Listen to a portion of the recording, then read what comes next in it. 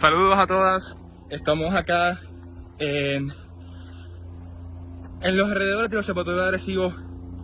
La primera vez que vemos todo esto, están las 3 torres ahí rotas, el helicóptero está dando vueltas, me imagino, ¿verdad?, sepando todo lo que está pasando. Impresionante por demás. El viernes estábamos aquí con grupos viendo el observatorio y hoy no está. Esa es la vista que tenemos ahora mismo. Voy a hacer un zoom. Esa torre que vemos en el medio de la pantalla, esa es la torre 12. La que está justamente detrás de esa es la torre 4. Ahí fue donde los cables estaban rotos.